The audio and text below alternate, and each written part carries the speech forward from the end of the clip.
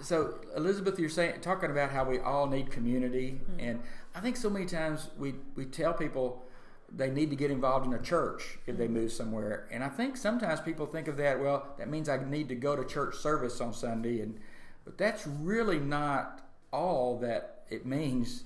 That we need a church in a community. A church is a place really where we should be able to find those people that can walk alongside of us in life when our people who have been important to us are not there any longer. It's easy for us to opt in to the idea that going to a worship service weekly is our relational quota for the week, and I believe that's dangerous. Now, I want to say too, though, I understand seasons of life, especially for those of you who maybe just had your first baby, or for those of you who are in deep amounts of grief. Sometimes going to those weekly services or pulling away from the normal everyday is necessary. So I want to recognize that I'm not trying to make a blanket statement for everybody, but I do believe. In this day and age, when we live in a time where relationships and the way we relate to each other can often be on our own terms, the way the internet works and the way social media works, we're empowered even to relate to others in a transactional way.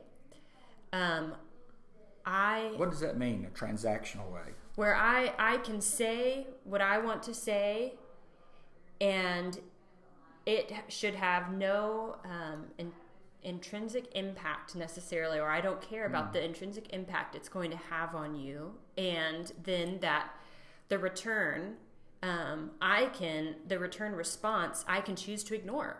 And it's very transactional, or it's or completely one way.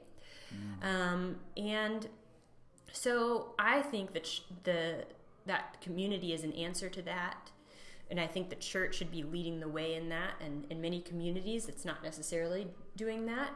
Yoga studios are filling that spot. Book clubs are filling that spot. All good things. But I hope the church can rise up and